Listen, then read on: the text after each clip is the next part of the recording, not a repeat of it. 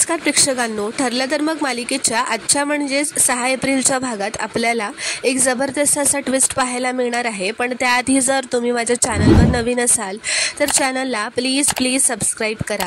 तर प्रेक्षकांनो, आता आपण पाहतो की सायली किचनमध्ये असते आणि तिथूनच प्रिया रांगोळीचा डबा घेऊन बाहेर जाते. सायली मनातच विचार करते, आज अश्विन भाऊजी सकाळी 4:30लाच बाहेर गेलेत, म्हणजे आता प्रियाच्या खोलीत कोणी नसेल आणि ती महिपतला भेटण्याचा किंवा त्याच्याशी बोलण्याचा नक्कीच प्रयत्न करणार. प्रिया काय काय उद्योग करते हे कळण्याची ही चांगली संधी आहे. तर आता सायली आपला फोन घेते व कॉफी हातात घेऊन निघते आणि इथे बाहेर प्रिया त्या रांगोळी काढणाऱ्या मुलीला फोन करून म्हणत असते, काय ग, कुठे राहिलीस अजून, किती उशीर झालाय, रांगोळी काढायची आहे की नाही. तर ती मुलगी आता प्रियाने तिला पैसे दिलेले नसतात म्हणून यायला नकार देत असते. तर प्रिया म्हणते तिला, अगं मी कुठे म्हणाले तुला पैसे देणार नाही असं, बरं ठीक आहे खड्ड्यात जा, असं म्हणून आता ती फोनच ठेवून देते. प्रिया आता विचार करते, पण आता मी रांगोळी कशी काढू, पोट दुखते सांगू का, नको ते तर झालंय, कारण कंबर दुखते असं सांगते, म्हणजे रांगोळी काढण्यापासून सुटका मिळेल. तर आता सायली प्रियाच्या खोलीत येते आणि एका बुकशेल्फमध्ये तिचा फोनमधील जो कॅमेरा असतो तो चालू करून तिथे एका पुस्तकांमागे तो कॅमेरा लपवते. तर ती निघत असतानाच तेवढ्या तिथे प्रिया येते व विचारते, अगं तू काय करतेस इथे. तर सायली म्हणते, ते मी सगळ्यांना कॉफी नेऊन देत होते ना, तर म्हटलं तुलाही नेऊन द्यावी म्हणून आले, आणि तसंही तू म्हणालीसच ना आता आपण आपल्यातले जे वाद आहेत ते मिटवायला हवे. तर प्रिया म्हणते, हो म्हणाले ना मी, पण तू मला खूप कामं करायला लावलीस, विसरलीस का, नकोय मला तुझी कॉफी, आणि हो जसं तुला मी तुझ्या खोलीत आलेलं चालत नाही ना, तसं तूही मला माझ्या खोलीत यायला नको आहेस, आणि हे लक्षात ठेवायचं. तर सायली म्हणते, ठीक आहे, ह्यानंतर नाही येणार. व प्रिया आता दार लावून घेते. तर आता सायली किचनमध्ये येते व म्हणते, हे अजूनही त्या दामिनीच्या केसमध्येच अडकलेत वाटतं, नाश्ता करायलाही खाली आले नाही, आता नाश्ता वरसने घेऊन जाते. तर आता सायली अर्जुनसाठी नाश्ता घेऊन येते. अर्जुन म्हणतो, तुम्ही कशाला आलात मिसेस सायली नाश्ता घेऊन, मी आलो असतो ना खाली.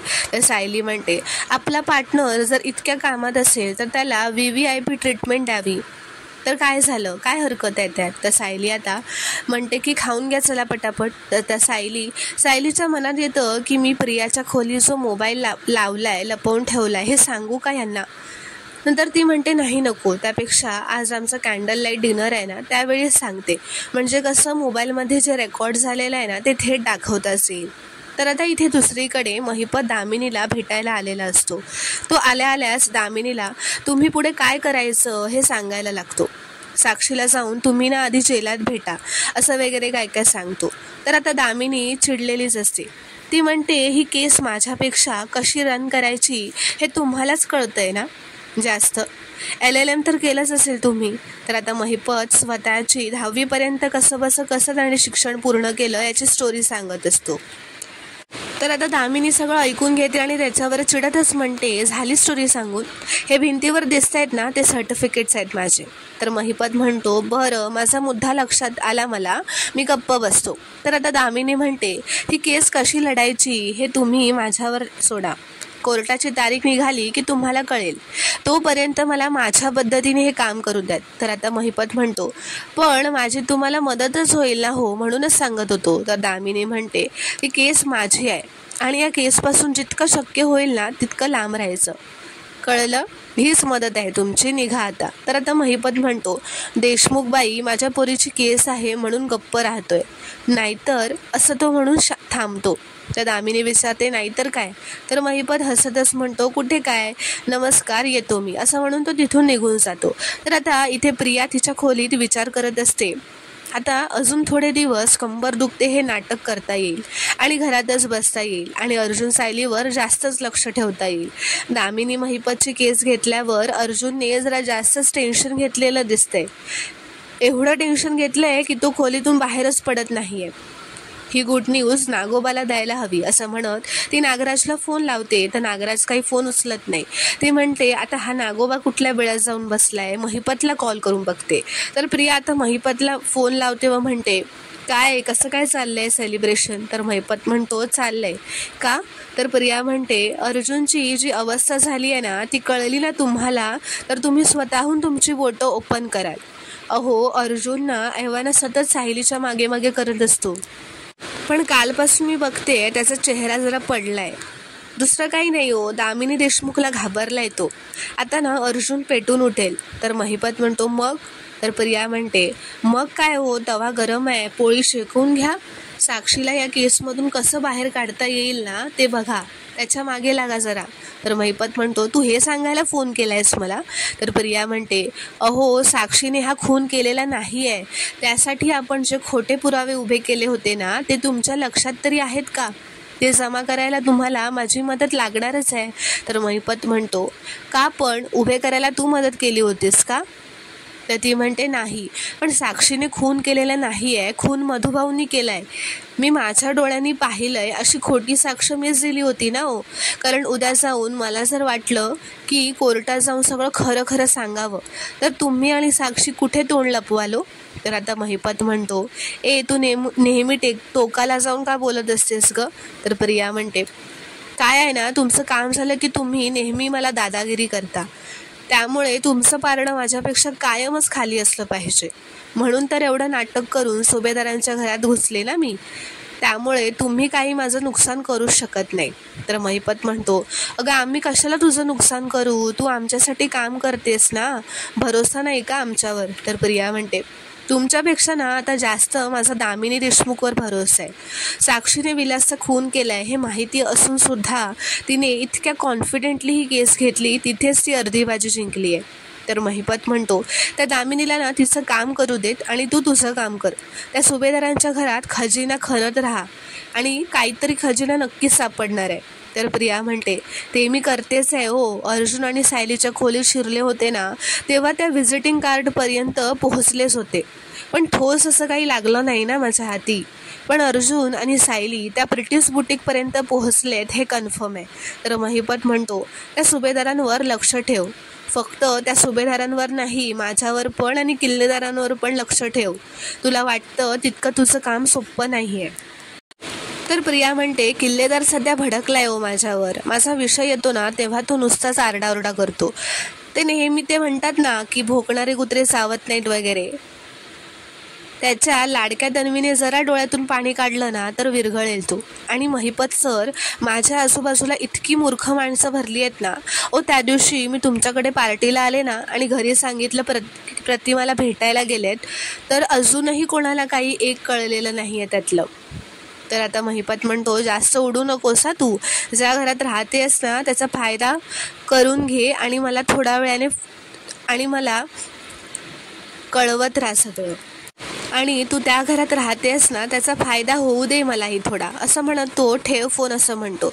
तर फोन ठेवल्यानंतर प्रिया म्हणते फायदा तर होणारच महिपत शिखरे, फक्त तुझा नाही त्या दामिनी देशमुखमुळे आपल्या सगळ्यांचा फायदा होणार. तर आता हे सगळं बोलणं महिपत आणि प्रियाचं सायलीच्या फोनमध्ये रेकॉर्ड झालेलं असतं. इथे खोलीत सायली व अर्जुन असतात. सायली काम करत आनंदाने गाणी गुणगुणत असते. अर्जुन म्हणतो काय झालंय आज तुम्ही खुश आहात. तर सायली म्हणते कारण आज आपल्या हाती मोठा पुरावा लागणार आहे. तर अर्जुन म्हणतो म्हणजे कोणता पुरावा. तर सायली म्हणते ते सरप्राईज आहे. तर अर्जुन म्हणतो सरप्राईज वगैरे नको, सांगा ना मला आत्ताच. तर सायली म्हणते अहो असं काय करताय, योग्य वेळ आल्यावर तुम्हाला कळेलच ना. ती म्हणते तुम्ही म्हणता ना फक्त बोलायचं नाही, काय ते करून दाखवायचं, एक्झिक्यूट काय ते, तर मी तेच करून दाखवणार आहे. ती म्हणते अहो असं काय करताय, आज रात्री आपण जेवायला जाणार आहोत ना तेव्हा तुम्हाला सांगेनच मी आणि तुम्ही ना ते बघून खूप खुश होणार आहात आणि ती गोष्टच इतकी महत्त्वाची आहे की त्याची मदत आपल्याला केसला सुद्धा खूप होणार आहे. तर अर्जुन म्हणतो केसला, अच्छा म्हणजे माझा हा जो केस पार्टनर आहे तो जास्तच काम करताना दिसतोय मला. तर सायली म्हणते तुमचा हा केस पार्टनर किती हुशार आहे हे तुम्हाला रात्री कळेल. तर अर्जुन म्हणतो ओके बॉस असं म्हणत तो खाली जातो. तर आता मधुभाऊ किचनमध्ये त्यांच्या खोलीतलं पाणी संपलेलं असल्यामुळे किचनमध्ये विमलकडून पाणी घ्यायला आलेले असतात. तिथे डायनिंग टेबलवर प्रिया बसलेली असते. आता ती मधुभाऊंना बघितल्यावर असं म्हणते, अरे देवा, ह्या म्हाताऱ्याला माझ्या गळ्यातला लॉकेट नको दिसायला, किती वेळा लपवायचं मी हे असं म्हणत ती आता जोरातच तिथून निघून जाते. तर मधुभाऊ विमलला म्हणतात, ही प्रिया अशी काय गं भूत पाहिल्यासारखं निघून गेली? तर विमल म्हणते, काय माहिती मधुभाऊ, पण जाऊ द्या, तुम्हाला काही लागलं तर सांगा हा मला. तर मधुभाऊ म्हणतात, हो नक्की, असं म्हणून ते निघून जातात. प्रिया आता तिच्या खोलीत येते व म्हणते, मधुभाऊनी ना हे लॉकेट बघू नये म्हणून ना हे काढूनच ठेवून देते.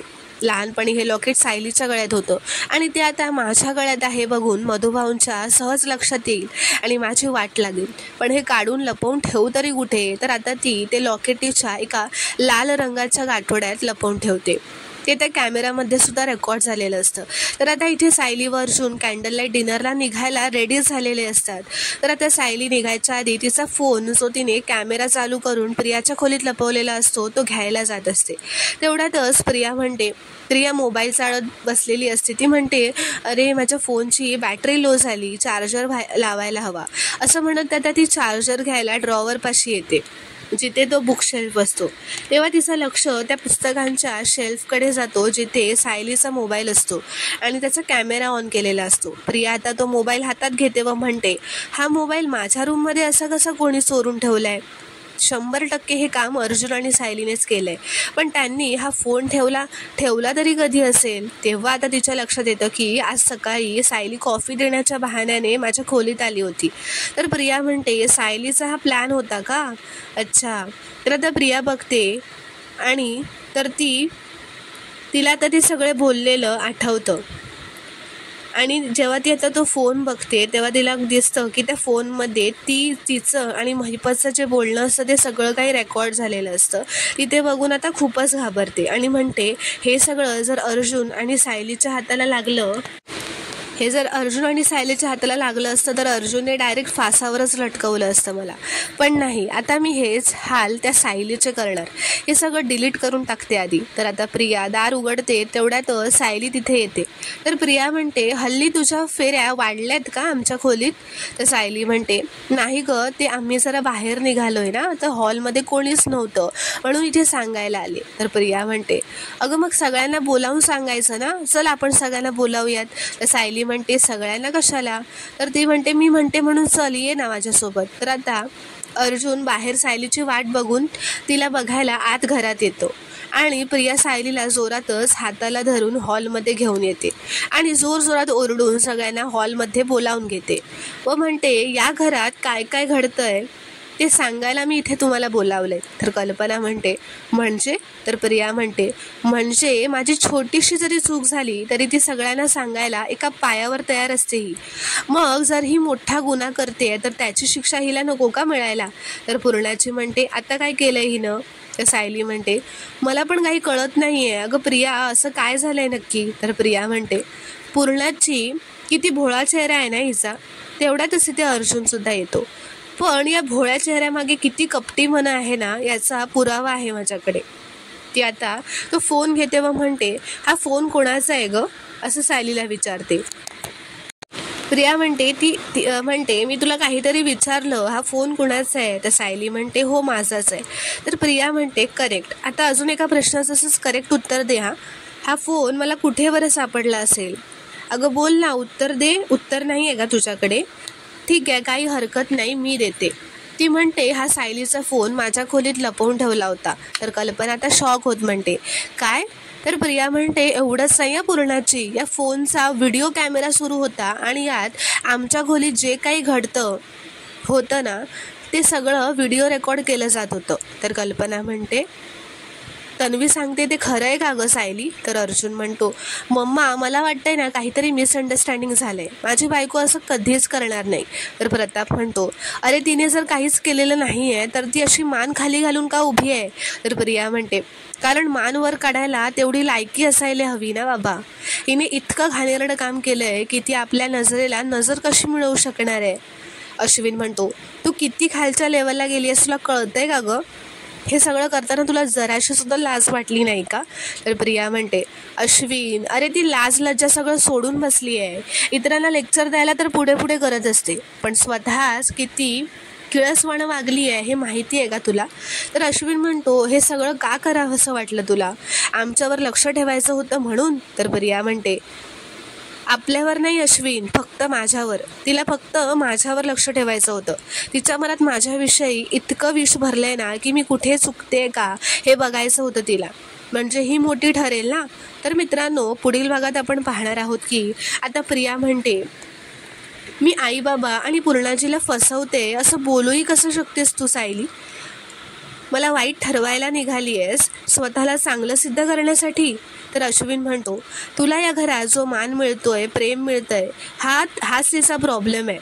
तर अर्जुन जोरातच अश्विनवर चिडतो व म्हणतो, अश्विन तुझी बायको खोटेपणा करून मान मिळवते ना, हा आमचा प्रॉब्लेम आहे.